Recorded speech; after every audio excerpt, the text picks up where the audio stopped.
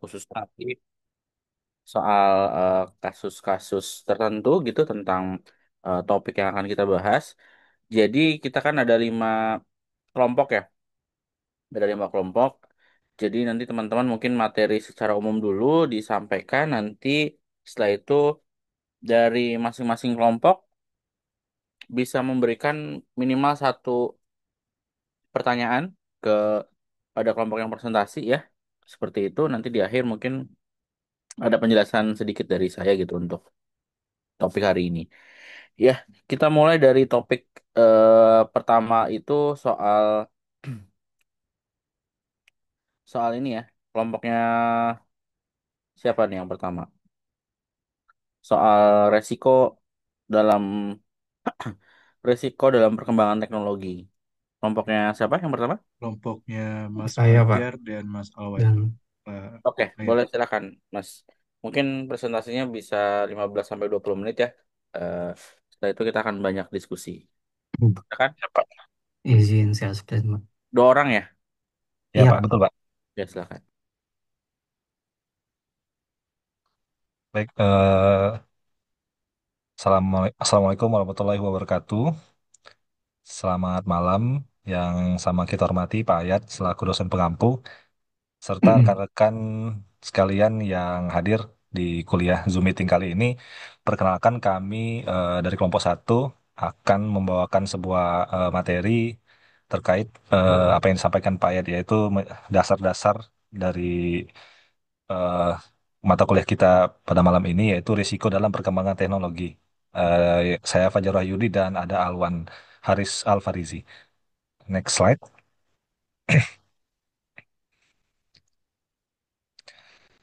Seperti yang teman ketahui bahwa memang perkembangan teknologi sangat pesat, mulai dari sebelum abad ke-20 hingga sekarang ya.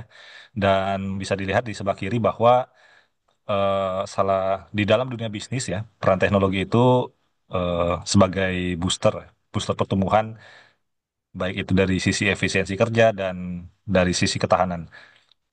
Misalkan contohnya ialah jangkauan pasar. Jadi dengan adanya teknologi, misalkan teknologi online gitu ya, dan market, sosial media dan lain itu memperluas jangkauan.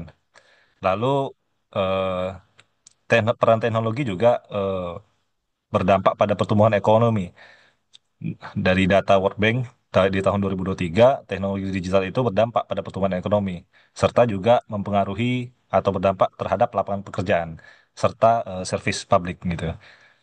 Eh, Namun di sisi lain, dari banyaknya manfaat atau hal yang positif, teknologi juga tentu memiliki risiko atau dampak negatif yang perlu ditanggulangi gitu ya. Karena banyak sekali maraknya penipuan, scam, dan kejahatan-kejahatan digital lain yang ini menjadi eh, awareness bagi kita semua yang ada di sini, sehingga kita tidak terjebak di dalamnya ataupun menjadi pelaku di dalamnya.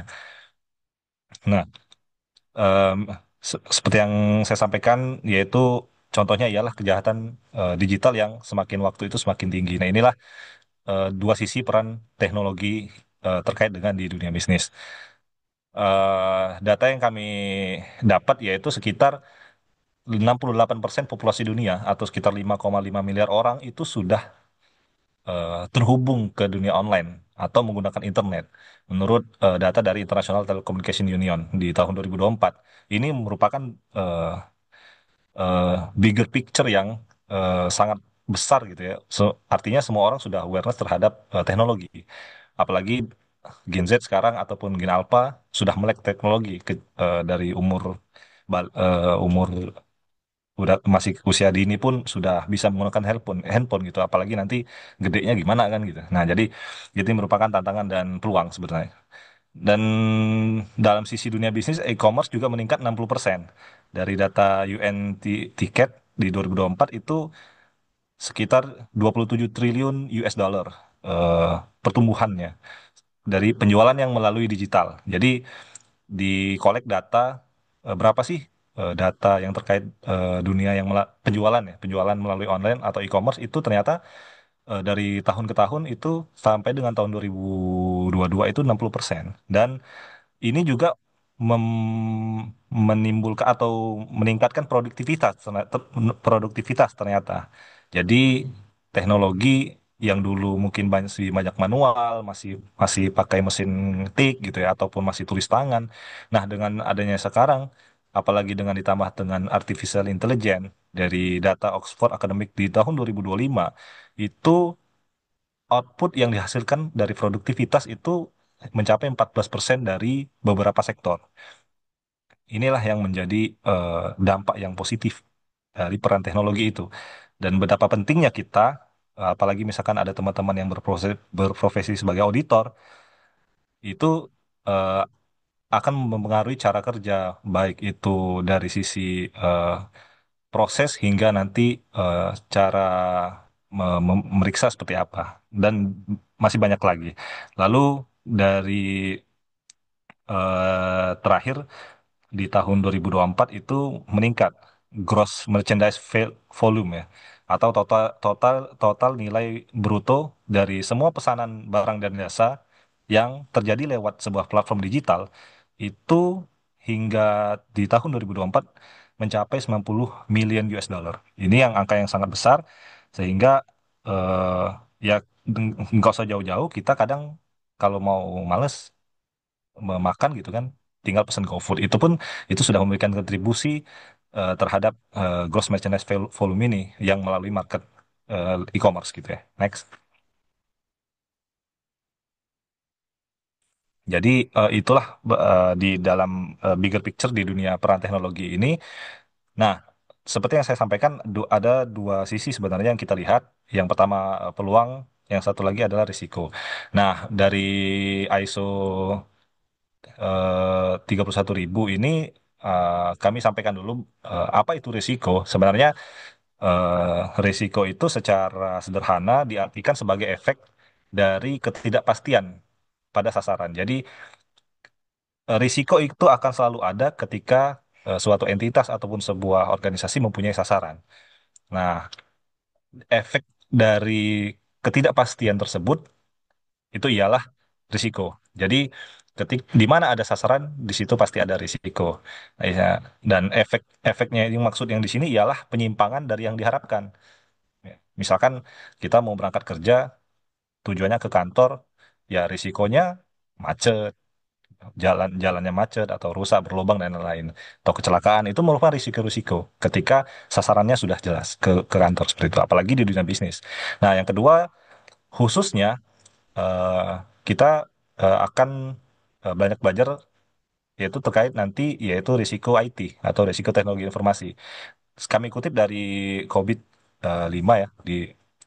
Jadi IT related risk yaitu sebagai risiko bisnis yang timbul dari penggunaan, kepemilikan, operasi, keterlibatan ataupun pengaruh dan adopt IT ya dan adopsi TI di dalam perusahaan. Jadi ketika perusahaan tersebut aware dan menggunakan teknologi, maka ada risiko IT yang melekat di situ. Nah, dan COVID juga nanti kalau nggak salah ada kelompok yang next yang akan membahas masalah eh, konstruksi atau panduan risiko IT kalau saya tidak salah di RPS. Nah, apa sih risiko IT yang tradisional dengan digital? Jadi memang kalau bahasanya tradisional itu cenderung statis ya, tidak tidak dinamis gitu. Sehingga kalau di risiko di era digital sekarang bersifat dinamis, saling terkoneksi, saling terhubung, apalagi dengan adanya eh, cloud computing gitu ya, maka semuanya update langsung. Jadi kalau dulu mungkin risiko IT-nya hanya sebatas manual dan masih bersifat tidak masih bersifat statis lah seperti itu. Nah, nanti dalam risiko teknologi sebenarnya nanti juga akan dibahas sedikit terkait dengan framework IT risk. Jadi risiko IT itu setidaknya secara umum itu kita sebut dengan CIA atau SIA ya, CIA Confidentiality, Integrity dan Availability. Jadi eh, risk framework risk yang baik ya, risk IT yang baik itu setidaknya secara umum walaupun memang ada beberapa banyak panduan, namun secara umum setidaknya IT itu menjaga agar eh, data yang di melekat dalam proses bisnis perusahaan itu hanya diakses oleh orang yang pihak atau yang berwenang seperti itu. Jadi tidak terjadi kebocoran data dan penyalahgunaan wewenang dari sisi IT dan integrity. Jadi IT-nya itu eh, mutakhir gitu ya, mencegah proses-proses yang tidak sah. Dan lalu ketersediaan, artinya sistem itu tersedia dengan tepat waktu dan dengan kinerja yang memadai. Next, ini contoh saja. Jadi contoh jadi beberapa risiko IT. Yang pertama itu risiko keamanan. Jadi risiko keamanan itu keamanan IT, misalkan kerugian akibat adanya penggunaan ataupun sistem yang tidak sah. Misalkan serangan cyber gitu ya. Misalkan nanti ada apa kalau kita klik misalkan dia mendownload aplikasi-aplikasi yang tidak sah, nah itu malware gitu, phishing ataupun kebocoran data itu merupakan contoh dari risiko IT terkait dengan keamanan data. Nah, iris indikator itu merupakan contoh saja. Jadi perusahaan harus menentukan, harus mendefinisikan terlebih dahulu. Jadi risiko-risiko apa saja terkait dengan IT di perusahaan dia, dan dia harus membuat QRIS indikator. eh, Kunci risiko indikator kunci risiko utamanya ya. Nah, misalkan untuk setelah di breakdown, misalkan setelah di analisa, misalkan risiko IT itu terkait dengan keamanan data.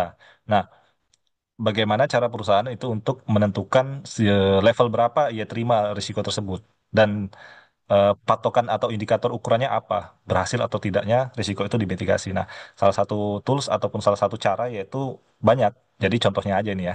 Jadi misalkan multi-factory authentication coverage gitu, misalkan di atas 98%. Nah, MFA ini misalkan ketika kita ingin login ke portal ataupun aplikasi di perusahaan kita ataupun di sebuah organisasi itu melalui multi-factor authentication dua kali, ya kan sama kayak HP lah gitu, misalkan lewat Face ID gitu. Nah, misalkan semua pegawai itu setidaknya 98% harus multi-factor. Nah, itu ketika di bawah 98% maka breach risknya IT-nya itu. Nah, dan itu menjadi dasar auditor untuk memeriksa.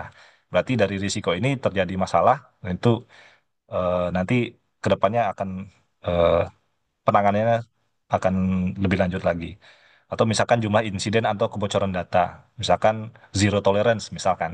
Jadi perusahaan tidak mentoleransi adanya kebocoran. Ketika ada kebocoran, nah maka itu berarti artinya resikonya breach gitu.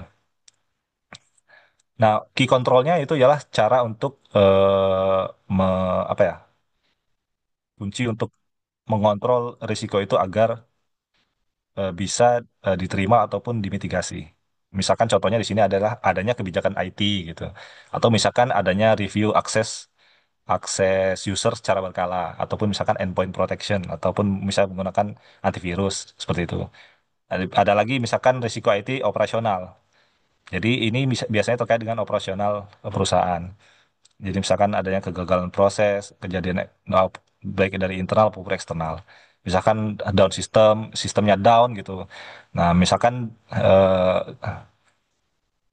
wak- misalkan di kiri indikatornya ditentukan. Nanti recovery downtime-nya misalkan di bawah 2 jam gitu. Nah, misalkan seperti itu. Jadi perusahaan menerima di bawah 2 jam gitu untuk risiko ini. Dengan adanya mapping seperti ini, nanti perusahaan akan eh, ataupun pihak pemangku kepentingan bisa menilai perusahaan ini memang bisa itu memanage risikonya, sehingga intinya risiko itu adalah melindungi nilai dan atau menciptakan nilai gitu. Seperti itu. Ada risiko IT kepatuhan, strategis dan reputasi. Misalkan risiko compliance terkait IT ya terkait dengan eh, kepatuhannya terhadap peraturan gitu ya, sanksi hukum, ada apakah ada pelanggaran-pelanggaran yang di dilakukan oleh perusahaan tersebut, misalkan terkait dengan perlindungan data gitu ya, PDP, eh, lain-lain sebagainya. Nah, key kontrolnya ialah mungkin kebijakan training, mungkin teman-teman yang semua karyawan itu di training bagaimana misalkan di aware lah, diberikan awareness terkait dengan kebijakan-kebijakan IT. Lalu misalkan ada risiko IT strategis dan reputasi. Nah, bisa dilihat teman-teman di sini dan selanjutnya akan dijelaskan oleh Mas Alwan. Oh, Baik, sorry. terima Ya, kasih betul Mas ya. Fajar. Ya, Ya, baik. baik saya akan lanjutkan. Tadi sudah dijelaskan oleh Mas Fajar apa aja jenis-jenis risiko teknologi. Oh, di sini saya akan menjelaskan eh, sebenarnya apa sih pemicu terjadinya risiko teknologi gitu pada masa kini. Nah, jadi yang pertama itu ada cloud computing dan software as a service atau SaaS. Nah, jadi cloud computing itu adalah layanan komutasi berbasis internet yang memungkinkan perusahaan atau individu untuk menyimpan data, menjalankan aplikasi, atau menggunakan infrastruktur IT tanpa harus memiliki server fisik sendiri gitu. Jadi semua kebutuhan IT itu mulai dari servernya, storage-nya, sampai aplikasinya itu udah disediakan oleh pihak ketiga gitu. Jadi si pihak perusahaan itu cuma dapat langsung mengaksesnya aja gitu melalui internet. Nah, jadi dengan cloud itu perusahaan bisa lebih efisien karena nggak perlu investasi besar gitu untuk membeli dan merawat server sendiri gitu. Nah, juga skalabilitas itu juga bisa lebih mudah karena kapasitasnya bisa ditambah atau dikurangin ya, sesuai kebutuhan gitu. Nah, salah satu bentuk cloud itu adalah si software as a service ini. Nah, kalau biasanya tuh software itu kan harus diinstal lah. Jadi diinstal masuk kita bisa masuk ke servernya gitu. Nah, jadi SaaS itu membuat kita bisa langsung mengakses aplikasi lewat browser atau aplikasi yang berbasis online. Nah, si SaaS itu sih emang biasanya dia basisnya itu kebanyakan langganan gitu, bulanan atau tahunan. Ada juga yang one time purchase gitu, ada juga. Nah, tapi kebanyakan sih untuk service itu rata-rata berbasis subscription ya. Nah, kalau contoh SaaS itu yang bisa kita lihat tuh ada yang sering kita pakai di perusahaan tuh bisa email, Google Docs, Microsoft 365, Zoom, dan semacamnya. Dan aplikasi akuntansi juga ada juga yang berbasis cloud dan dia harus subscription. Nah, tapi walaupun efisien pada penerapan cloud computing ini, ada juga risiko yang penting juga yang perlu diperhatikan gitu. Yang pertama, risiko ketergantungan pada pihak ketiga gitu, atau pada vendornya. Jadi misalkan operasional perusahaan itu berbasis cloud. Nah, kalau layanan cloudnya itu ada gangguan, maka operasional perusahaan juga kan bisa terhenti gitu. Nah, setelah itu juga perusahaan bisa kesulitan juga jika ingin pindah layanan karena sudah terikat pada satu vendor aja gitu. Jadi mereka udah terbiasa lah gitu. Kalau mau pindah ke ini agak susah gitu. Nah, yang kedua itu resiko keamanan data. Jadi karena ini kita tidak disimpan di server internal perusahaan, ini juga ada risiko kebocoran data gitu atau peretasan di pihak penyedia layanan, menjadi ancaman utama. Nah, pemicu yang kedua itu ada big data dan AI atau artificial intelligence. Nah, jadi big data itu kan kumpulan data dalam jumlah yang sangat besar gitu, sangat bertambahnya sangat cepat, terus memiliki variasi yang tinggi. Nah, data ini juga bisa berasal dari transaksi keuangan, bisa media sosial, sensor Internet of Things, hingga rekam medis gitu. Nah, jadi tujuannya itu si big data itu kan untuk supaya perusahaan bisa menganalisis data tren seperti apa, menghasilkan insight yang lebih akurat dalam pengambilan keputusan. Namun karena volumenya sangat besar dan kompleks, pengelolaannya juga nggak mudah gitu, nggak sederhana gitu. Jadi justru itu juga bisa memunculkan risiko dan tantangan baru gitu terkait big data.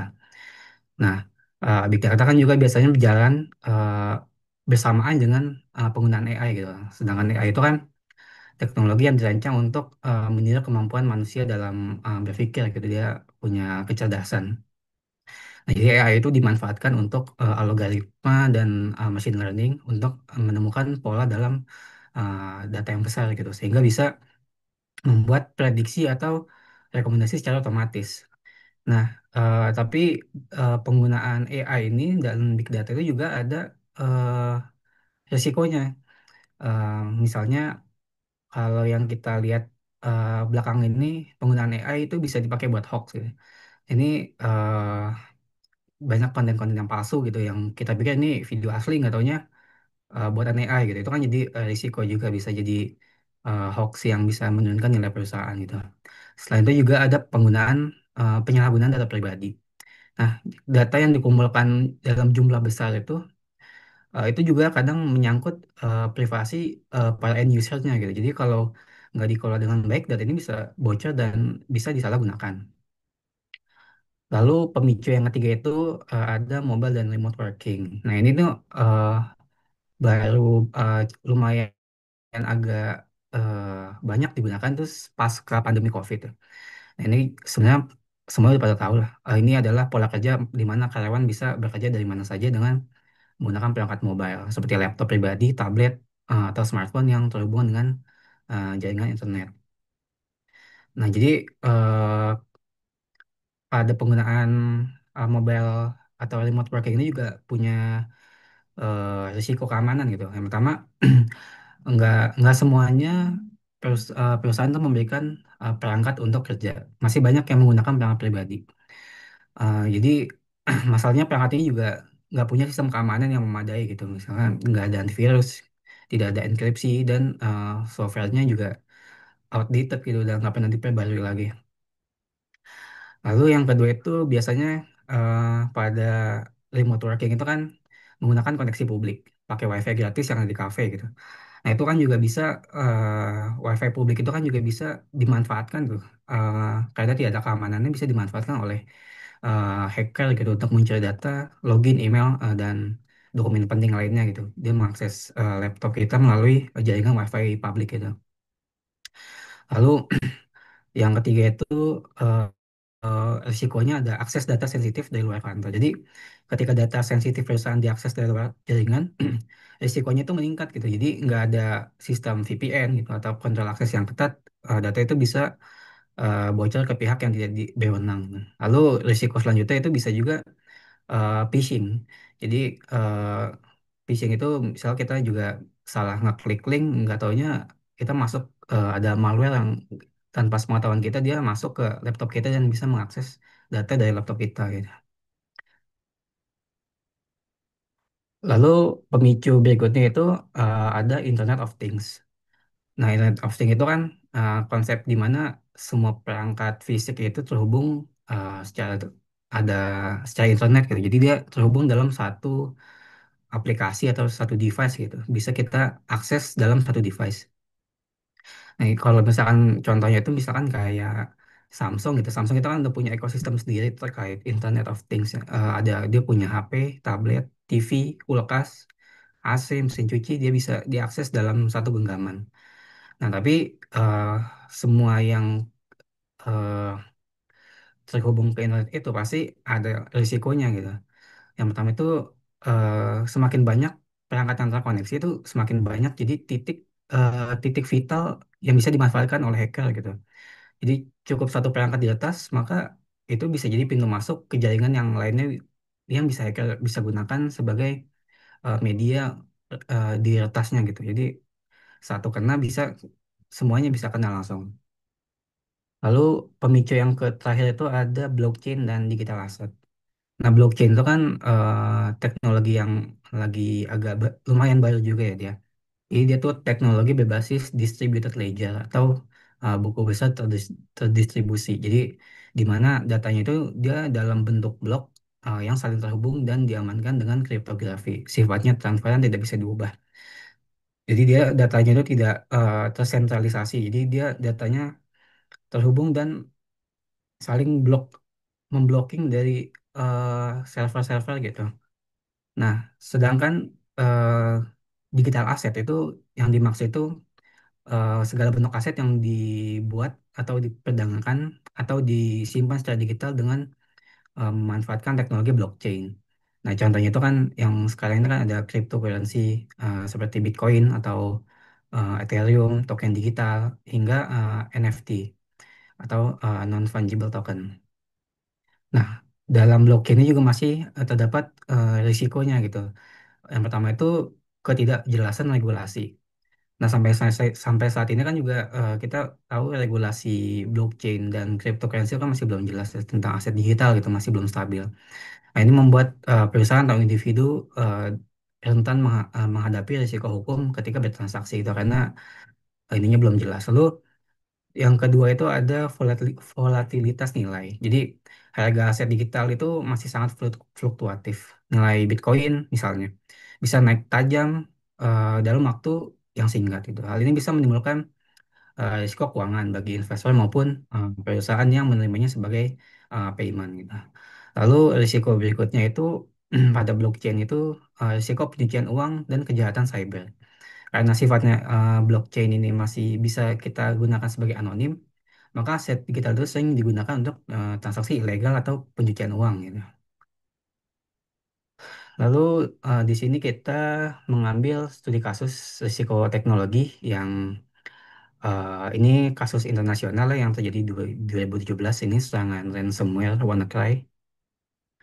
Nah, jadi ransomware ini eh, apa sih sebetulnya? Ransomware itu adalah jenis serangan malware yang bekerja dengan cara mengunci atau mengenkripsi data korban. Lalu si hacker itu dia meminta tebusan. Harga data tersebut bisa diakses kembali. Biasanya korban ini diminta membayar dalam bentuk cryptocurrency seperti Bitcoin karena sifatnya itu kan dia anonim dan sulit dilacak. Nah, si serangan WannaCry ini kan pada tahun 2017 bisa terjadi karena adanya lubang keamanan gitu di sistem operasi Windows. Jadi si hacker itu memanfaatkan ada yang celah keamanan itu sehingga dia bisa masuk ke celah itu dan mengakses data-data eh, yang menggunakan Windows. Nah, awal celahnya itu ditemukan oleh lembaga keamanan Amerika yaitu NSA. Mereka sengaja menyimpan sebagai senjata digital, tapi sayangnya informasi itu bocor ke kelompok hacker yang bernama Shadow Broker. Nah, setelah hacker itu bocor itu memanfaatkannya itu, jadi dia begitu masuk ke komputer, ransomware WannaCry ini dia mengunci semua file penting dan meminta tebusan dalam bentuk Bitcoin. Nah, si ransomware ini dia eh, terin- eh, dapat mengunci lebih dari 150 negara gitu. Virusnya menyebar ke 150 negara, sangat cepat. Eh, dan dampak pada risiko serangan ransomware ini ada gangguan operasional. Rumah sakit di Inggris harus menunda operasi karena sistem komputernya terkunci. Lalu bisa juga akibat dari ini adalah kerugian finansial. Eh, Ratusan ribu komputer itu lebih dari 150 negara eh, akibat virus itu mencapai miliaran dolar secara global. Lalu risiko selanjutnya itu kehilangan data dan produktivitas. Jadi banyak file yang penting yang tidak bisa diakses lagi. Nah, untuk itu akhirnya pihak dari operating system itu maaf,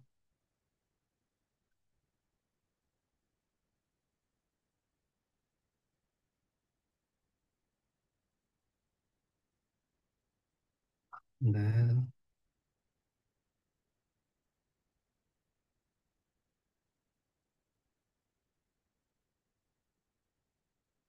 Baik, saya lanjutkan kembali.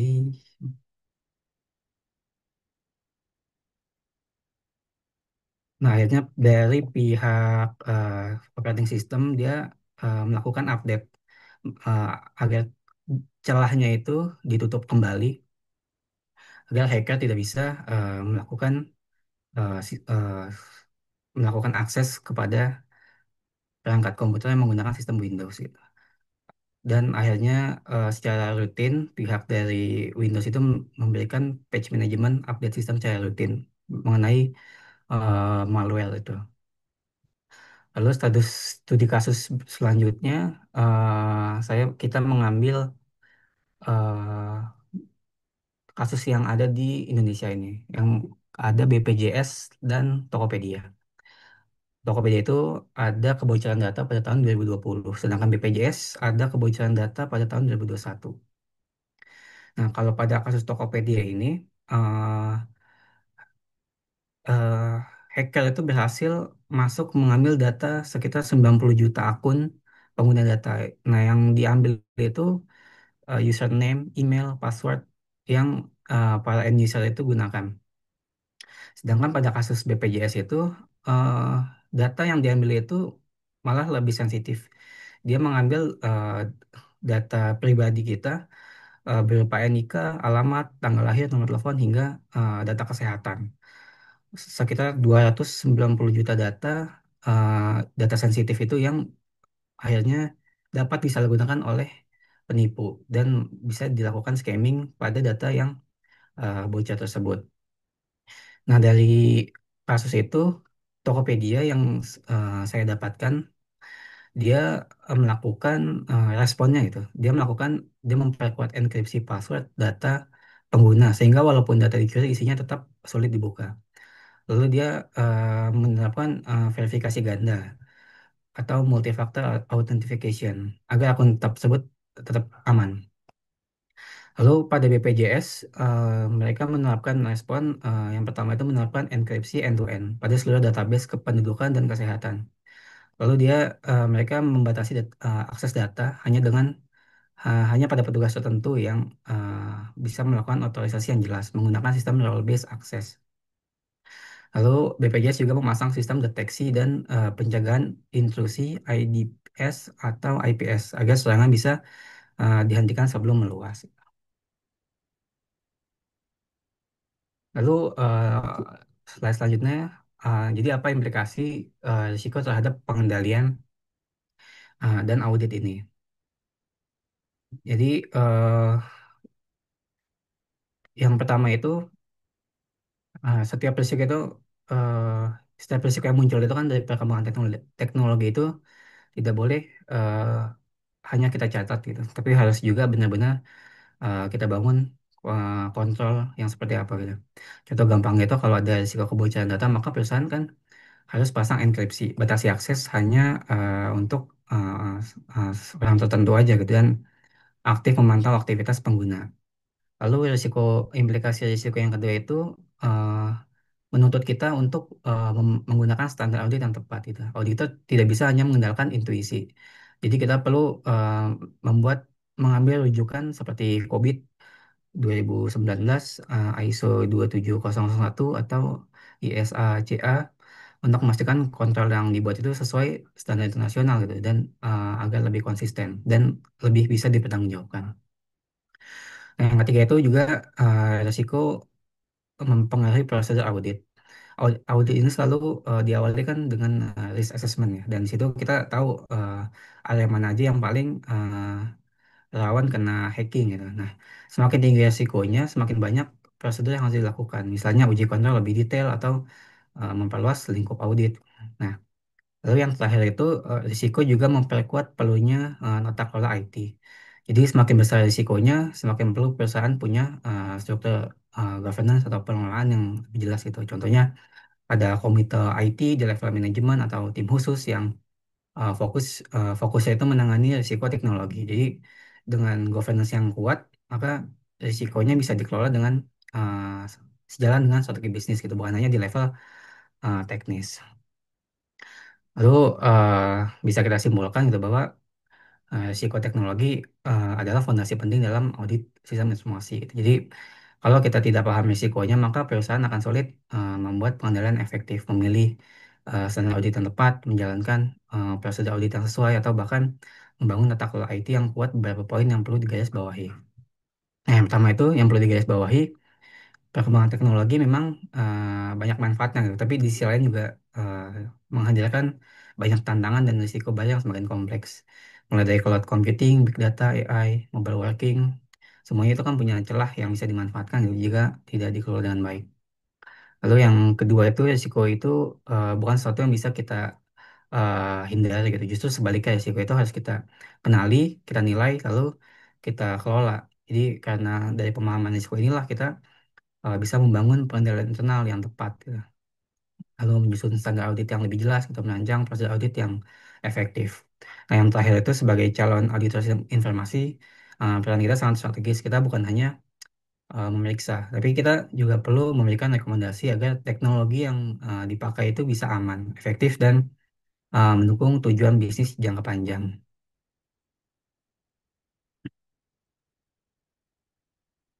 Baik, itu dari kelompok kami. Kita buka sesi pertanyaan atau yang ada yang mau didiskusikan. Kita buka dua sesi. Satu sesi terdiri dari dua penanya. Silakan yang mau bertanya. Mungkin boleh bertanya Mas Alwan. Silakan Mas Ari. Ya, silakan Mas. Oke, oke makasih. Kan tadi dijelasin ya terkait resiko Kelompok teknologi berapa Pak nih. Ari? Kan, Untuk sorry, iya kelompok Pak. berapa? Kelompok berapa Pak Ari? Kelompok tiga Pak. Oke. Izin Pak. Eh, izin Mas Alwan dan Mas Fajar tadi kan sebutkan ya ada beberapa teknologi gitu kayak cloud computing, terus kayak apa big data dan lain-lain gitu kan. Nah, nggak dipungkiri gitu kan pada saat ini banyak perusahaan menggunakan teknologi tersebut gitu kan dan terlebih lagi banyak juga perusahaan yang saya tahu di BUMN itu em, menggunakan teknologi itu dan di mana pasti itu menggunakan pihak ketiga nih. Ada pihak ketiga kan berarti. Nah, di mana nah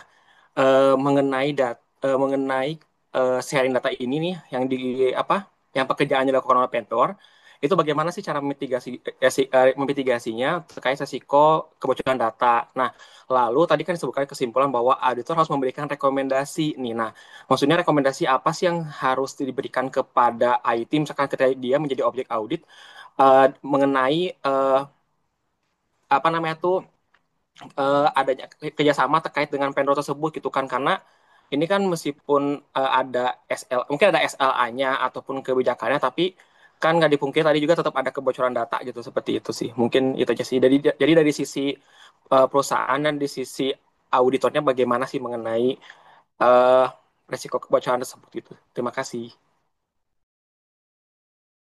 Terima kasih Mas Ari dari tim kelompok 3 ya.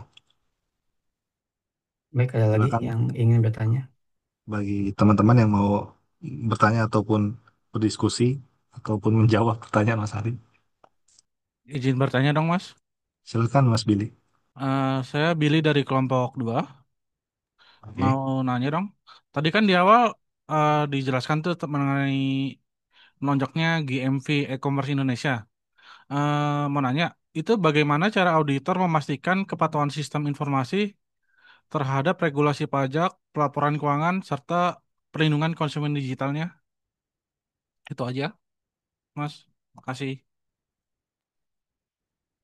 Jadi pertanyaannya gimana Mas? Cara auditor memastikan Saya tulis di chat aja, Mas. boleh boleh boleh. Terima kasih Mas Billy.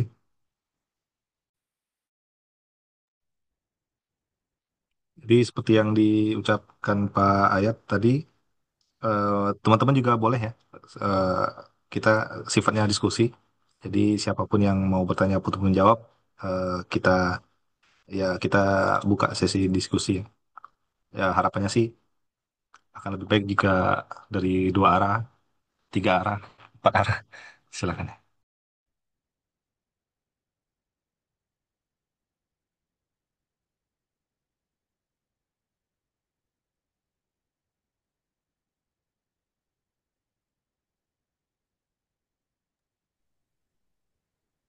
Izin Pak Yat untuk kita berdiskusi dulu ya Pak. Boleh, boleh Mas Alwan langsung aja biar ringkas.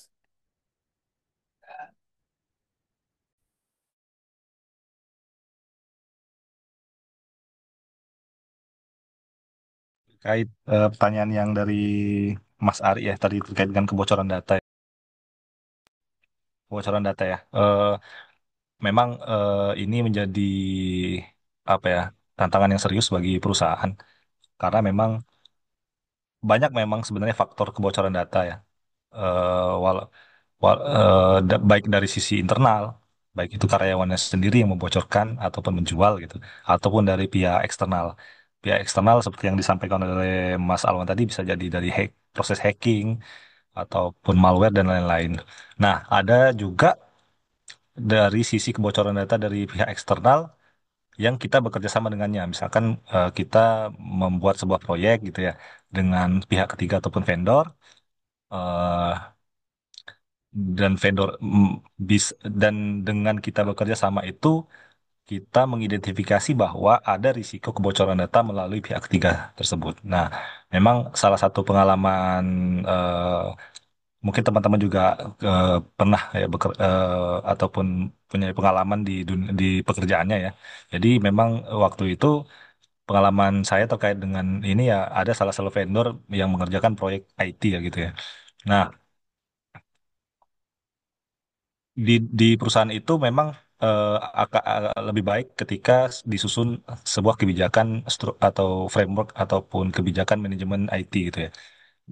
SMKI kalau kita sebutnya sistem manajemen keamanan teknologi informasi gitu. Nah, di dalam dan juga ada SOP-SOP yang lain yang didukung ketika ingin bekerja sama ataupun dengan pihak vendor. Dan salah satu hal utama ketika ingin bekerja sama yaitu kita kedua belah pihak menandatangani fakta integritas, semacam fakta integritas gitu ya. Jadi fakta integritas bahwa satu sama lain tidak membocorkan data. Itu dulu sih. Jadi itu merupakan hitam di atas putihnya dulu, sebuah komitmen bahwa kedepannya diharapkan tidak ada kejadian kebocoran data. Jadi ketika ada kebocoran data, ya maka setelah auditor bisa menyelidiki eh, dari mana sumbernya. Ketik, tapi yang jelas ketika ingin nanti misalkan dibawa ke ranah hukum dan lain-lain, itu ada hitam di atas putihnya dan salah satunya untuk memproteksi itu ialah perusahaan membuat sebuah semacam fakta integritas lah seperti itu.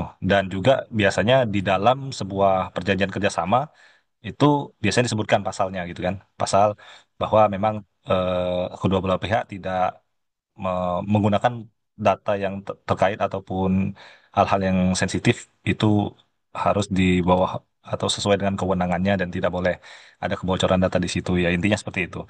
Eh, Dimasukkan beberapa pasal itu untuk salah satu hal dalam pencegahan.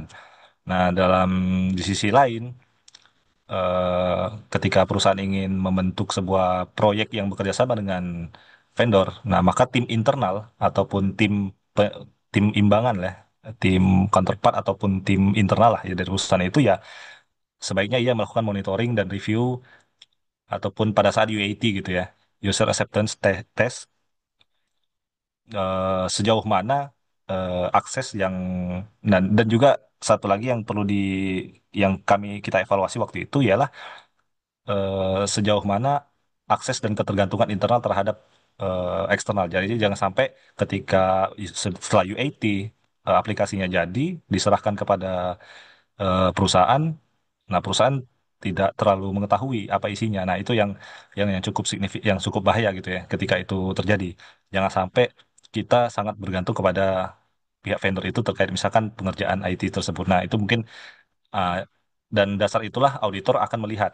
Jadi setidaknya auditor bisa memapping, misalkan untuk dalam tes tes kontrolnya, ya setidaknya ia meminta evidence-evidence tersebut, apakah sudah dilakukan atau tidak, atau pasal itu sudah cukup atau tidak, seperti itu. Perjanjian itu dilakukan dengan baik atau tidak, seperti itu. Nah, itu mungkin salah satu cara ya. Dari hal sekian banyak cara, tapi itu yang menurut saya fundamental seperti itu. Mungkin ada tambah dari Mas Alwan dan teman-teman. Izin menambahkan, buat ini saya mau menekankan untuk kebocoran data pada misalkan BUMN gitu ya menggunakan pihak ketiga itu, hal yang pertama yang fundamental yang seperti Pak Fajar bilang itu harus mengacu pada perjanjian yang jelas gitu soal keamanan data gitu.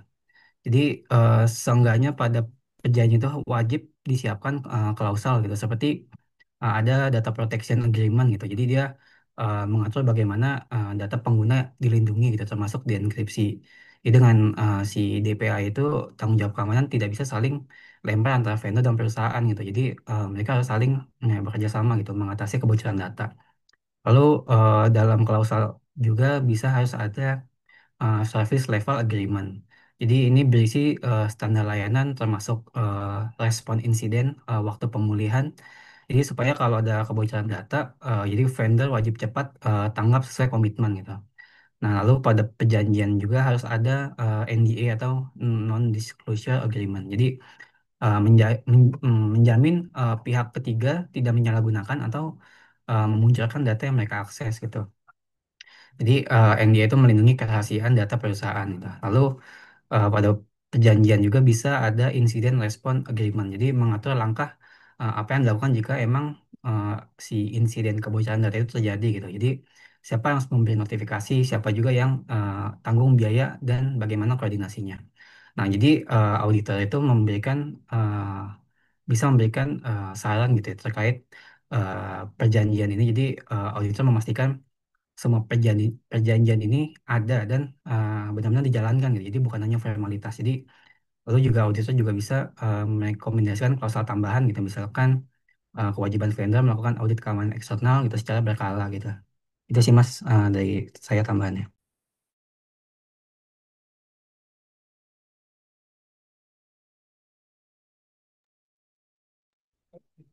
Berarti ini ya Mas, lebih kepada emang lebih hati-hati kepada apa terkait tadi ya, perjanjian di awal dan si Mm-mm.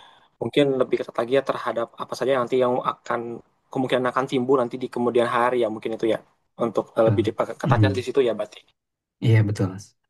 Pemilihan vendor Oke, juga penting sih Mas. oke. Terima kasih. Mas, sama Mas.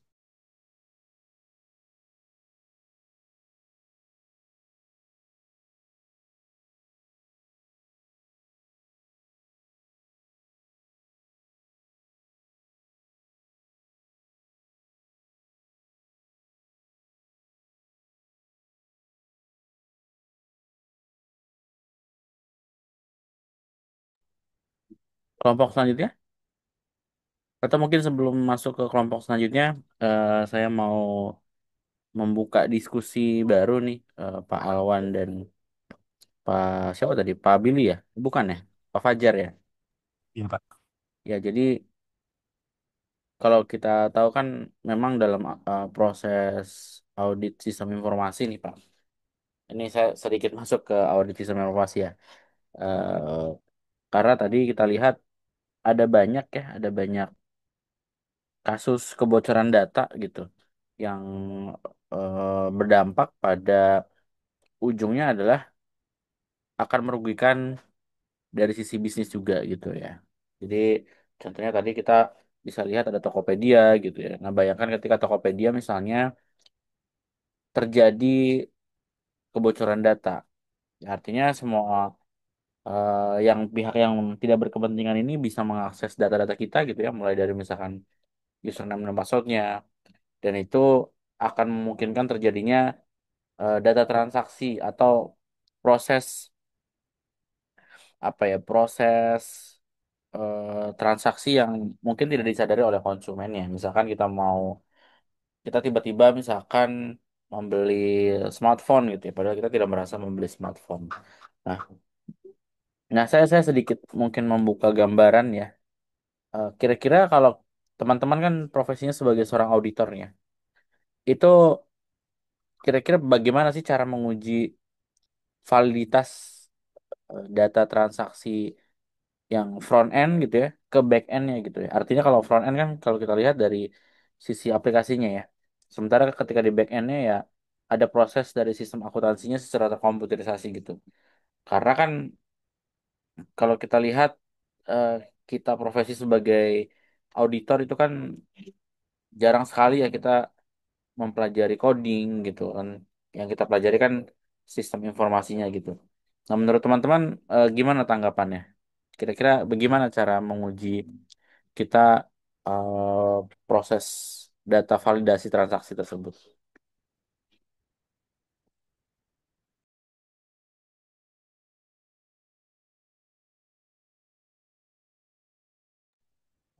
Izin menjawab dong Pak. Ya, boleh, boleh teman-teman. Ya, ini menurut saya pribadi Pak ya. Ya, ya kalau salah ya mohon maaf gitu. eh Cara ngujinya ya pertama ya auditor itu harus menginput pada pada saat awalnya gitu Pak. Terus memverifikasi apakah data yang tercatat di backend itu eh, nggak ada yang berubah dari data yang diinput pada awal tersebut. Terus dapat juga menggunakan query SQL untuk menelusuri data di backend. Terus membandingkan data di awal tampil di awal dengan data yang sebenarnya di tabel database. Kalau menurut saya sih itu dulu sih Pak. Maaf kalau ada salah. Oke, tadi maksudnya input data itu sampling data ya Pak ya. Jadi kita Hmm. seolah menjadi konsumen gitu, itu melakukan uji sampling, begitu ya Pak Billy ya? Atau maksudnya gimana Pak tadi? Saya agak kurang. Jadi memasukkan misalnya ya Pak, auditor itu Ya, awalnya tuh melakukan uji input Pak di front end. Misalnya oke, memasukkan transaksi penjualan gitu Pak. oke, Nah, itu kan diverifikasi dulu Pak. Datanya tersebut tercatat di backend-nya itu ada yang berubah atau tidak. Terus datanya tersebut hilang hilang atau tidak juga atau terduplikat gitu Pak. Caranya sih itu dulu itu aja sih Pak. baik Pak Billy, terima kasih. Mungkin dari teman-teman yang lain ada masukan tambahan lagi? Pak izin boleh mencoba menjawab Pak. Ya, Kalau menurut saya pribadi sih Pak, mungkin bisa juga Pak dicoba kayak bisa mencoba seperti ini Pak, yang diterapkan dalam iCoper Pak, yang ITGC Pak, yang Information Technology General Control, di mana auditor itu melakukan berbagai macam step-step ataupun langkah-langkah dalam menganalisa bagaimana sih kebijakan, prosedur, dan alur proses yang dilaksanakan. Nah, di situ kan nanti eh, bisa melihat juga dari awal prosesnya ini transaksi tersebut itu mulai dari mana. Jadi auditor bisa melakukan analisa nih Pak terkait kebijakannya apakah sudah sesuai atau belum prosedurnya. Lalu nanti bisa juga melakukan pengujian Pak, pengujian terhadap transaksi yang menjadi sampling yang untuk menghindari kebocoran data. Seperti itu sih Pak mungkin dari call saya. ya terima kasih Pak Hari. Satu lagi barangkali ada tanggapan lagi dari teman-teman mungkin bisa menjawab. Izin jawab Pak, mungkin kalau misalkan auditor gitu ya, terkait dengan validitas transaksi ataupun intinya kan ingin membuktikan bahwa transaksi itu sah atau valid ya.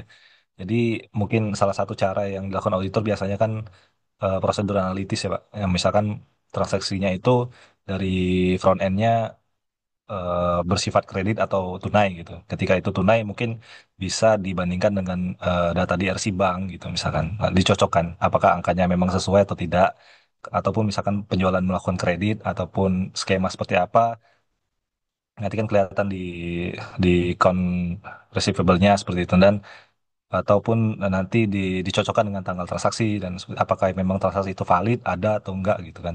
Mungkin salah satu cara ya mengujinya seperti itu Pak. Tambahan aja sih. Oke, terima kasih teman-teman. Eh Kalau saya setuju juga dengan jawaban teman-teman ya. Ada yang memang menguji, intinya kan memang kita lakukan sampling ya. Kita coba melakukan sampling, kemudian tadi dari Pak Billy juga ada pengujian end to end ya. Jadi kita seolah-olah ada demo transaksi. Nah, kita cek apakah memang transaksinya itu bisa masuk atau tidak gitu. Tadi juga saya sempat sempat disinggung ya soal menggunakan uji SQL ya. Tujuannya sebetulnya saya sepakat juga karena itu bisa menguji database ya, eh, untuk mencocokkan misalnya jumlah transaksi di dalam front end dengan di back end. Nah, satu lagi mungkin saya ingin ingin kita diskusi ya. Jadi sebetulnya kita itu sebagai salah satu profesi sebagai seorang akuntan ya, yaitu auditor, perlu tidak sih kita memahami teknologi informasi gitu, khususnya di bidang misalnya pembuatan programming gitu. Itu perlu nggak sih teman-teman? Perlu menguasai nggak? Apalagi kan di era saat ini zamannya benar-benar high tech ya. Kalau dulu membuat website saja perlu orang teknologi informasi gitu. Saat ini bisa jadi ya dengan AI itu sudah bisa langsung membuat website gitu. Jadi adanya disrupsinya semakin semakin dinamis gitu. Nah, menurut teman-teman kita wajib nggak sih mempelajari coding gitu misalkan atau mempelajari machine learning dan segala macam.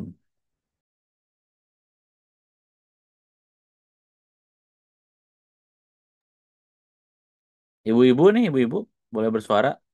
Dari tadi Dengan bapak-bapak Fitri, terus. Pak.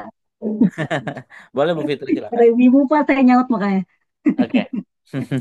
Selamat malam Pak. Sebenarnya kalau sampai kita mempelajari coding, programming dan segala macam ya, kalau dari profesi akuntan, menurut saya mungkin sedetail itu tidak perlu Pak. Tapi kita perlu tahu. Tahu dalam artian karena teknologi kan sekarang sebagai tools juga Pak ya untuk membantu memperlancar pekerjaan juga. Jadi minimal kalau mempelajari detail mungkin tidak, tapi jika mengetahui gitu Pak.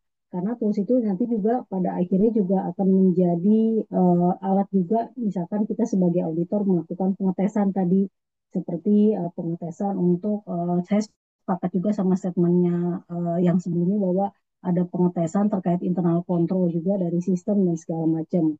Tapi pada akhirnya kan sebagai auditor adalah prosedur kerja auditornya itu yang sebenarnya mungkin perlu kita itu Pak, perlu kita update kali Pak ya untuk menyesuaikan dengan tools ataupun audit yang akan kita pakai sekarang gitu, yaitu berupa teknologi. Itu sih, Pak.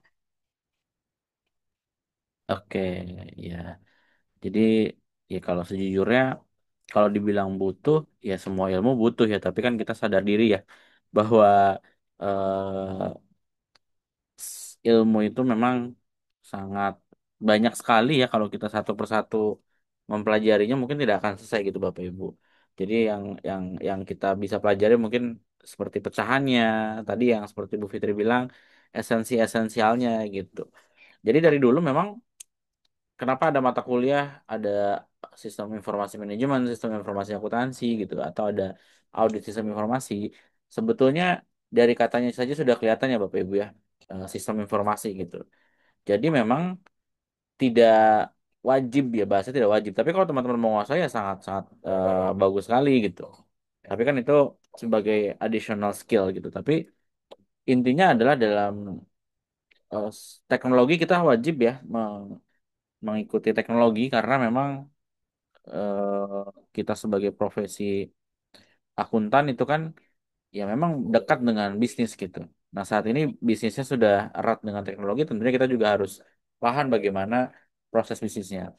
Nah, yang tadi proses bisnis itu yang apa namanya? Yang kita harus pahami gitu. Ya. Jadi alur-alurnya ya atau proses seperti siklus akuntansi gitu kan dari identifikasi transaksi sampai dengan output laporan keuangan gitu. Jadi proses pemeriksaan sistem informasi pun sama gitu Bapak Ibu ya. Seperti tadi dibahas oleh teman-teman semua, ya untuk pengujian sebetulnya kita tidak sampai harus memeriksa codingnya gitu kan, tapi kita pelajari alur proses bisnisnya seperti itu. Itu sedikit intermezzo teman-teman karena tadi sempat disinggung juga soal teknologi dan audit. Mungkin kelompok selanjutnya sebelum masuk ke topik lagi. Ada kelompok, tadi saya baru mencatat ada kelompok 2 dan 3 berarti tinggal kelompok 4 dan 5 ya. Coba Saya aja silakan. ya Pak, kelompok 5. Ya, silakan Bu Fitri. Selamat malam, makasih Pak, Mas Fajar dan Mas Alwan, izin bertanya. Mungkin kalau kita bisa melihat berita tanggal 19 September kemarin kan sedang ramai ya, ada serangan cyber gitu di bandara di Eropa seperti itu ya. Pada akhirnya bandara juga penyelesaian itu harus melakukan manual boarding dan lain-lain. Nah, kalau dari sisi auditor, mungkin cara-caranya juga untuk mendeteksi gitu serangan cyber ini, eh, step-stepnya mungkin juga seperti apa dan kira-kira masukan apa gitu sebenarnya untuk tidak terulang lagi kasus serangan cyber seperti karena kan serangan cyber juga efeknya bukan masalah hanya data yang bocor, tapi juga merugikan dan mengganggu secara operasional. Seperti itu sih. Itu aja, Mas. Terima kasih. Kelompok 5 ya, Pak. Baik. Silakan Bapak Ibu.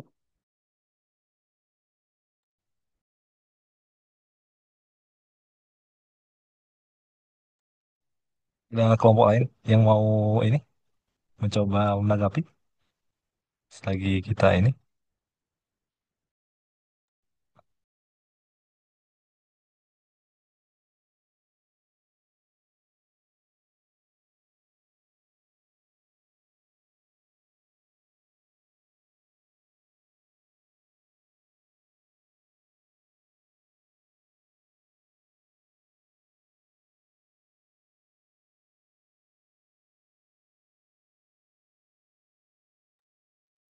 Jadi kalau kita resumekan ya tadi ya, ada case melakukan manual boarding ya. Itu kan boarding, saya belum belum tahu juga kasusnya, tapi eh, menurut Bu Fitri, kira-kira sebagai auditor nih teman-teman semua, bagaimana mendeteksi serangan cyber gitu. Nah, itu kan terkait dengan mitigasi resiko ya. Kalau kita lihat serangan cyber kan memang efeknya tidak hanya mengganggu secara data pribadi konsumen gitu, tapi nanti dampaknya adalah secara snowball gitu, yaitu bisa operasional perusahaan sampai dengan stakeholder yang lainnya gitu. Nah, kira-kira seperti apa teman-teman semua mungkin bisa diskusi atau share pengalaman teman-teman nih, seperti apa mitigasi resikonya untuk mencegah adanya apa tadi serangan cyber gitu. Karena serangan cyber ini kayaknya sudah sangat banyak sekali ya, bahkan hal-hal yang simpel seperti tadi dikatakan di awal seperti link-link aneh gitu kan. Itu kan salah satu serangan cyber gitu. Nah, kira-kira dalam konteks kita sebagai auditor sistem informasi nih, apa saja gitu. Saya coba sedikit sedikit bantu ini ya, bantu membuka diskusi teman-teman khususnya di soal mitigasi resikonya. Kalau saya pertama adalah jelas kita tidak bisa apa ya, secara security teknisnya kita tidak bisa gitu. Karena memang bidang ilmunya bukan kita sekali. Cuma cara mendeteksi kita serangan cyber adalah menurut saya yang paling paling paling cara lama sekali gitu ya. Ya kita pakai lihat audit log activity-nya gitu. Ya, jadi kita lihat memeriksa log sistemnya seperti apa, aksesnya ada yang tidak wajar atau tidak. Nah, itu tentunya memakan waktu, tapi itu cara-cara tradisional yang mungkin menurut saya bisa efektif gitu. Apalagi kita di sini bisa dibantu oleh eh, generatif AI gitu kan. Itu kan bisa bisa merangkum beberapa data activity log yang mencurigakan gitu. Jadi bisa membantu kita untuk mencegah keputusan. Nah, lalu yang kedua menurut saya yang penting juga yaitu melakukan pengujian kelemahan sistem. Jadi salah satu pengujian kelemahan sistem kan sebetulnya dari password ya, password yang lemah gitu. Misalkan kalau dulu itu password itu kan tidak harus angka. Kalau sekarang kan ribet ya, ada angka, ada huruf simbol, ada besar kecil gitu ya. Nah, itu sebetulnya tujuannya adalah untuk meningkatkan keamanan teman-teman semua.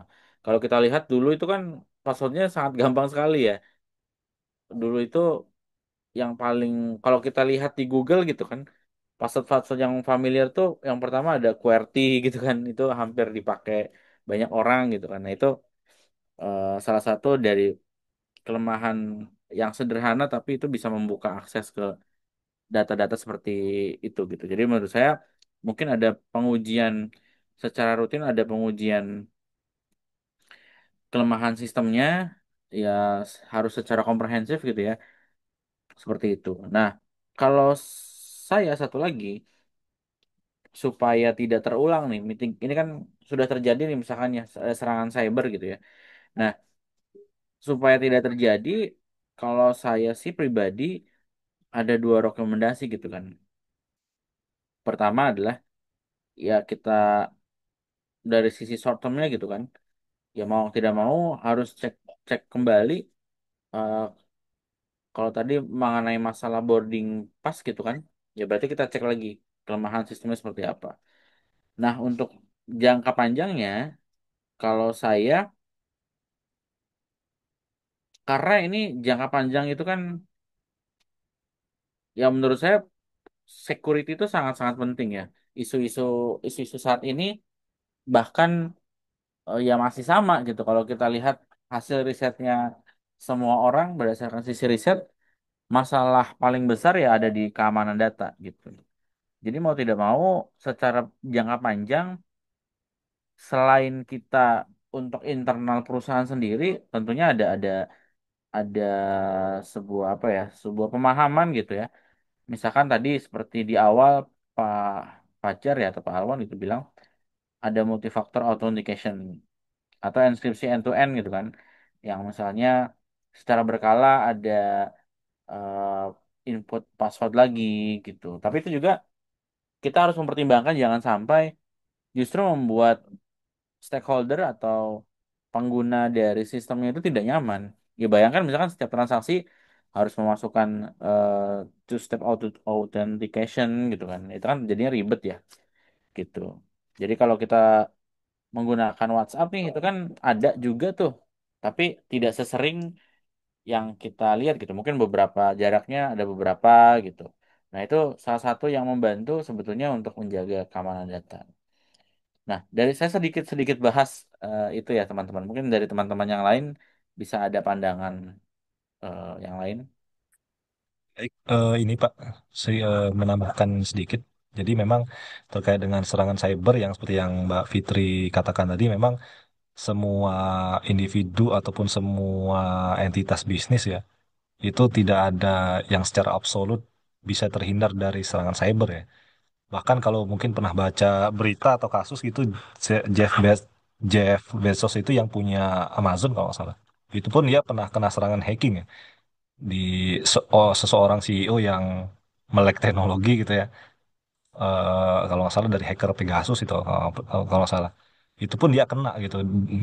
Kenanya di kalau nggak salah waktu itu di aplikasi WA dia gitu. Jadi seluruh chat, isi chat, chatting dan segala macam itu bisa diduplikasi sama si hacking itu. Dengan satu apa aksi klik doang gitu, klik foto kalau nggak salah. Jadi siapapun bisa kena cyber crime gitu ya. Nah, dan yang disebutkan tadi kayak misalkan boarding secara manual, memang itu merupakan eh, kalau nggak salah itu salah satu bentuk crisis management ya. Jadi ketika ada sesuatu krisis yang melanda atau misalkan dari sisi database, misalkan mungkin teman-teman di perusahaan pernah mengalami sistem error gitu, apa langkah eh, crisis manajemennya seperti apakah memang langsung mengalihkan server ke DRC gitu dan lain-lain ya, itu merupakan salah satu bentuk cara menanggulangi.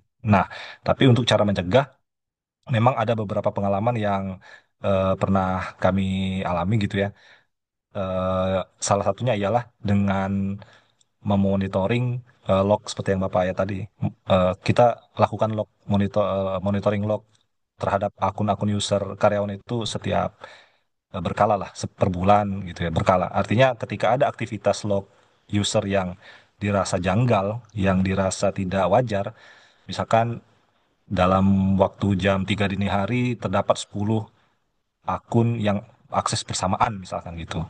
Nah, itu salah satu alert bagi cyber security di perusahaan itu. Nah, ini kenapa nih? Apalagi bisa dengan mengecek data usage-nya gitu. Misalkan diketahui bahwa data yang digunakan ataupun data usage ataupun yang di-download beratus-ratus giga misalkan. Nah, itu suatu indikasi bahwa ada kebocoran data di situ dan ada serangan ataupun bisa jadi serangan security di situ.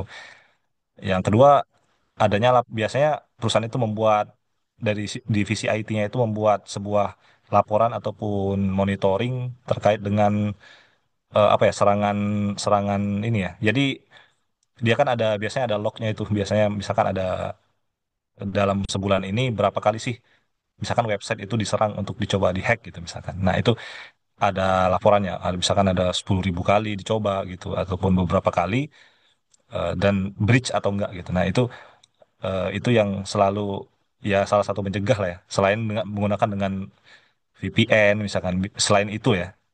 Selain itu juga bisa menggunakan dengan cara monitoring seperti itu sih. Dan benar yang dikatakan tadi multifaktor itu kadang kalau kita baru menerapkan gitu kayak ribet gitu ya. Login apa-apa harus lewat HP Face ID gitu ataupun harus tekan sebuah aksi 2 kali gitu. Tapi kalau kita pikir ya memang kalau memang itu dirasa perlu ya untuk meningkatkan keamanan security ya mau nggak mau harus dilakukan gitu. Apalagi ada perusahaan-perusahaan yang sudah menerapkan ISO terkait dengan sistem manajemen keamanan data gitu misalkan ataupun menerapkan dari untuk tidak melanggar undang-undang PDP kan sekarang udah ada undang-undangnya itu. Ya salah satu cara ya bisa dilakukan seperti itu. Mungkin itu sih. Teman-teman kalau ada yang mau menambahkan silakan.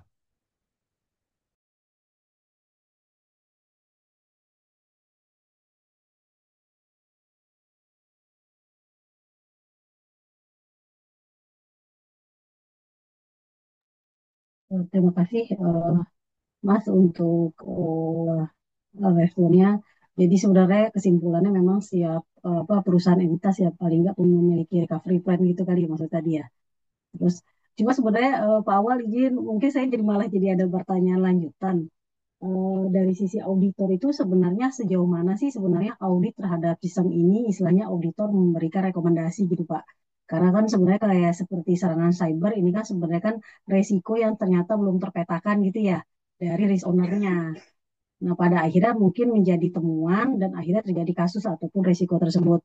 Apakah rekomendasi sejauh mana sih rekomendasi auditor sistem itu sih Pak?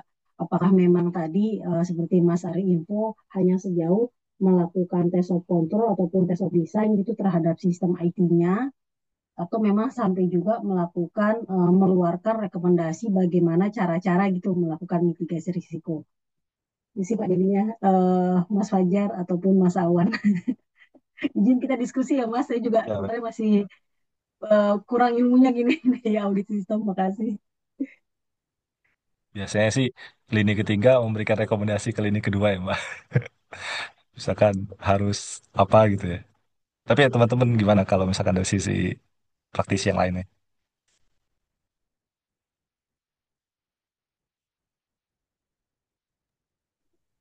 Tadi gimana ya Bu Fitri? Mohon maaf saya tadi ke Oh, belakang sebentar. oke. Ini sih Pak lebih ke arah lanjutannya ketika memang tadi sudah melakukan pemeriksaan gitu ya Pak terhadap test of design ataupun test of control, tapi ternyata kan resiko ini tetap ada, akhirnya terjadi serangan cyber. Nah, sejauh mana sebenarnya rekomendasi dari kita nih sebagai auditor Pak terhadap sistem? Apakah memang hanya mengeluarkan bahwa sistem tersebut secara test of design ataupun kontrolnya dianggap kurang valid ataupun kurang baik, atau sampai memberikan masukan bagaimana cara-cara memitigasi risiko agar serangan cybernya ini tidak terjadi lagi di kemudian hari gitu. Makanya sejauh mana batasan kita sebagai auditor memberikan rekomendasi itu sih Pak. Baik. Monggo silakan teman-teman semua sharing aja kita.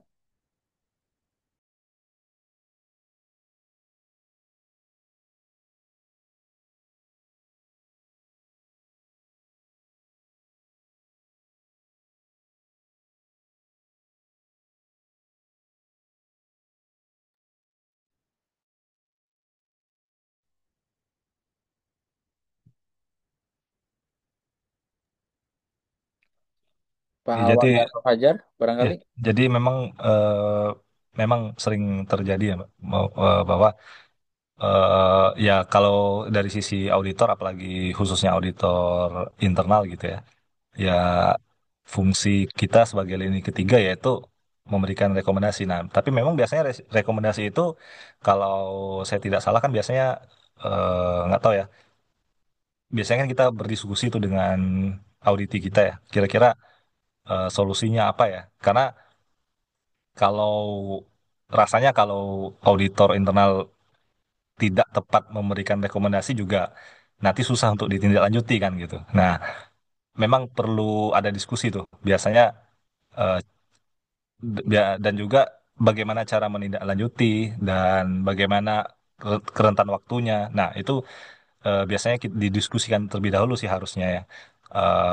Terkait dengan misalkan risiko IT ini. Nah, ketika misalkan gapnya ataupun temuannya ialah dari sisi framework ataupun dari sisi kerangka, ya maka kita rekomendasikan ya Menris ataupun divisi lini kedua lah ya. Ya lini kedua coba deh benerin dulu tata kelola resikonya gitu. Coba apa sih kriterianya yang diadopsi. Misalkan kriterianya mungkin di BUMN salah satunya itu PER 2 misalkan terkait dengan tata kelola BUMN. Nah, misalkan nanti dilihat apa sih kewajiban lini kedua di situ dan bagaimana komunikasi dengan lini pertama gitu. Ataupun terkait dengan risiko IT. Nah, biasanya eh, di apakah sudah terkait dengan teknologi itu kan seperti apa ya? Seperti kalau saya baca artikel itu kayak seperti urat nadi gitu, menempel di semua bisnis proses perusahaan gitu ya. Jadi dari awal sebuah pekerjaan ataupun sebuah proses bisnis sampai ke laporan keuangan itu teknologi pasti melekat dan di situ ada risiko, ada peluang, ada ancaman, ada peluangnya. Jadi ketika itu tidak dimitigasi dengan baik, ya perusahaan akan tidak mencapai goalsnya gitu. Nah, ketika ada peluang itu kan harus di manage tuh. Nah, itulah fungsi lini kedua. Nah, kita sebagai lini ketiga, kita kan biasanya memeriksa tuh antara eh, membandingkan antara kriteria dengan apa yang sudah ada di lapangan. Ketika itu ada gap atau temuan ya kita rekomendasikan. Nah, sebaiknya memang di rekomendasi itu dibicarakan ya tengah waktunya seperti apa dan lain. Nah, itu dari sisi internal jangan sampai lupa memonitoring. Nah, itu yang kadang monitoring itu ya kadang yang menjadi cukup challenging juga bagi auditor internal ya.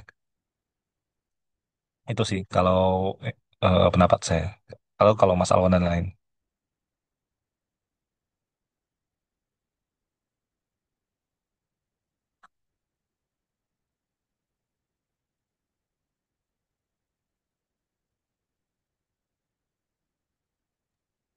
Oke, tanggung satu pertanyaan lagi deh dari kelompok yang belum, kelompok berapa nih?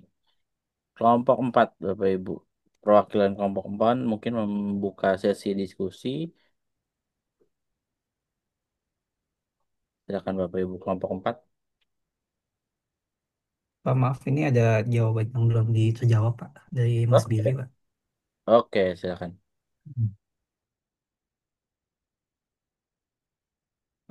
Pertanyaannya, dengan melonjaknya GMV e-commerce di Indonesia, bagaimana auditor memastikan kepatuhan sistem informasi terhadap regulasi pajak, laporan keuangan, dan perlindungan konsumen digital?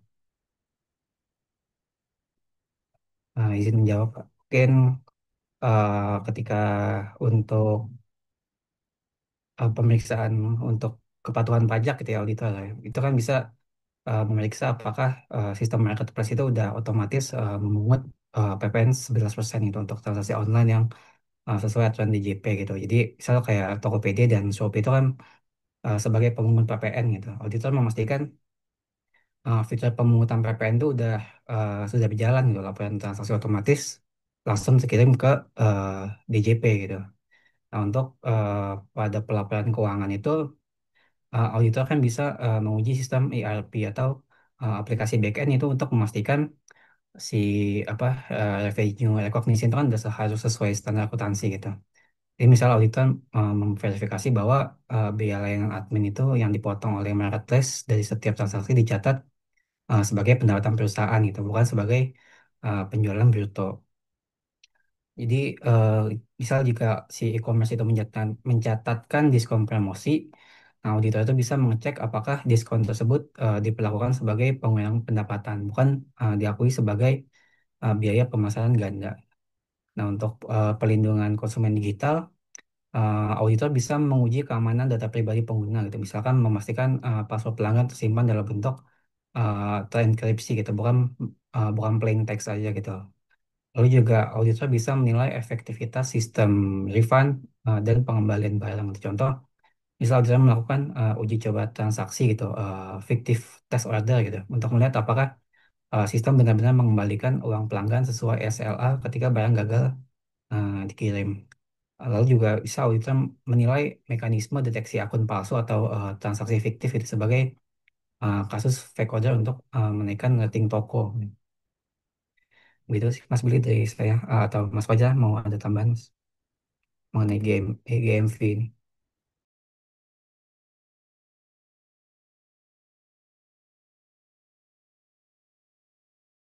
Atau Pak Ayat mungkin Pak bisa menambahkan Pak. Cukup Pak Alwan. Kita satu pertanyaan lagi ya untuk kelompok 5. Boleh Terima, kelompok 5. Kelompok terima, 4 ya? terima kasih Mas Alwan jawabannya. Saya Ya, cukup Mas mengerti sih. Billy. Kelompok 4 ada siapa? Mas Billy kelompok berapa ya? 2 ya? Kelompok 2 Pak. Oke. Kelompok 4 yang belum. Eh, Ada saya, Laila dan Kananda, Pak. Oke, silakan Bu saya, Bu saya. Anissa, Pak. Tadi sih saya rangkum dari izin menjawab ya, Pak. Cuman ini rangkuman dari eh, diskusi teman-teman terkait yang ini sih, Pak. Bagaimana sih mitigasi resikonya gitu ya, kalau misalnya ada serangan cyber. Jadi kalau yang kita tahu itu untuk mengatasinya itu biasanya kita mengikuti standar atau regulasi yang ada terkait perlindungan pribadi. Tadi udah dijelasin juga sama Mas Fajar ya, karena kan adanya standar ini tentunya untuk mengamankan gitu ya, bagaimana proses dari perlindungan data pribadi dan sebagainya. Lalu yang kedua, kita perlu juga untuk melakukan backup data. Backup data ini agar untuk bisa melakukan recovery jika sistem kita ini mengalami eh, serangan cyber gitu, Pak. Lalu yang ketiga, kita bisa melakukan kebijakan data yang jelas, misalnya yang tadi juga dijelasin sama Mas Tawan, kita bisa juga melakukan eh, larangan dalam berbagi password atau juga bisa mengubah password itu dalam secara berkala. Jadi eh, minimal itu gitu misalnya terkena serangan cyber. Lalu yang keempat itu mungkin kalau di perusahaan ya mungkin bisa melakukan ini Pak edukasi atau training gitu kepada karyawan khususnya juga bagian audit ya. Bagaimana sih mengatasi kebocoran data dari pihak yang memang profesional gitu. Jadi kita bisa ada antisipasi gimana sih caranya menghadapi situasi tersebut gitu Pak. Mungkin dari saya sih itu saja Pak. Terima kasih.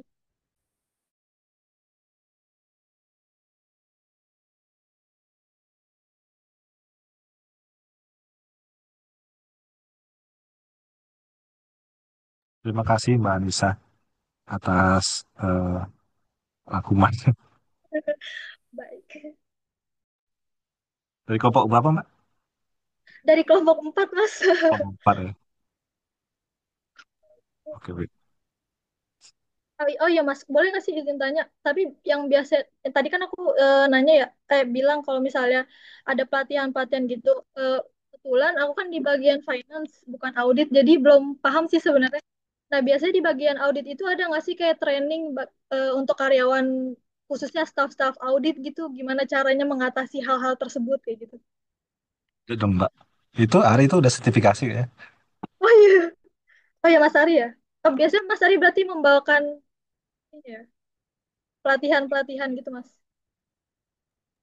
Kalau itu sebenarnya sih tergantung dari ini sih sebenarnya sih kan ada di regulasi sebenarnya kan. Jadi kalau si saya pribadi, saya sendiri sih di perusahaan tuh, jadi emang auditor itu harus memiliki sertifikasi kompetensi sekali dalam setahun. Dan itu tuh menjadi pemenuhan bagi auditor. Nah, dan itu pun harus lintas namanya tuh apa ya, lintas konsentrasi gitu. Maksudnya lintas keahlian gitu kan. Misalkan nanti, nah biasanya kalau saya tuh udah di konsentrasi ini, nanti tim ini konsentrasinya ke bagian keuangan, ini ke IT, ini ke investasi dan lain-lain. Nah, nanti biasanya di rolling juga. Nah, jadi kalau misalkan untuk IT sendiri sih emang di kami sendiri itu ada pelatih di apa didatakan juga sih untuk pelatihan sih. Khususnya sih kalau untuk yang secara general semua yang wajib itu biasanya sih kita pakainya yang terkait ini audit berbasis apa audit berbantuan komputer apa ya ABK kalau nggak salah. Yang itu sih yang emang harus pakai dan kemarin juga sempat sih kita juga belajar terkait mengenai penggunaan ACL. Nah, itu kayak misalkan untuk mengecek-ngecek transaksi di bagian sistem dan audit trail sih kayak gitu sih. Tapi ada juga yang ada yang udah yang misalkan basicnya IT itu biasanya di sertifikasi juga ke certified apa sih lupa saya tuh CISA sih kalau nggak salah ya CISA juga sih kayak gitu sih. Jadi memang auditor wajib mengembangkan kompetensinya gitu Pak. Lalu bukan berkutat di keuangan aja gitu ya. Iya, berarti Nah, Tahu ya, mana tahu ya, auditor. iya Pak. Jadi jangan sampai dibodohin auditi gitu Pak. Iya. Jadi, itu challenge-nya seorang auditor ya. Semua tak apa, maha tahu, maha tahu. terima kasih Mas Ari dan Mas Fajar atas Nah, jawabannya. nah. Ya, baik Bapak Ibu semua. Ya, karena sudah jam 9 nih, saya terima kasih sekali sudah sharing dengan teman-teman semua. Kita hari ini banyak belajar ya, khususnya saya banyak belajar sharing dari teman-teman semua soal tadi resiko di dalam teknologi informasi, bahkan tadi kita sempat keterkaitan dengan audit gitu ya, seperti itu. Ya, mungkin kita nanti kita lanjutkan lagi besok Bapak Ibu. Mungkin untuk Selasanya minggu depan saja Bapak Ibu ya. Kebetulan besok saya harus presentasi proposal swakelola tipe 2 gitu ke pimpinan. Jadi kebetulan sekali ini jadwalnya mendadak. Paling kita mulainya minggu depan lagi ya Bapak Ibu ya. Jadi minggu depan yang Senin Selasa gitu. Ya, saya tutup barangkali dengan kelas ini. Terima kasih sekali saya ucapkan sekali lagi atas atensi teman-teman semua dan jawabannya luar biasa sekali hari ini. Ya, saya tutup kelas hari ini. Terima kasih. Assalamualaikum warahmatullahi wabarakatuh. Waalaikumsalam. Waalaikumsalam. Terima kasih, Pak. Makasih, Terima kasih, Terima Pak. kasih, Pak. Pak. Terima kasih semua.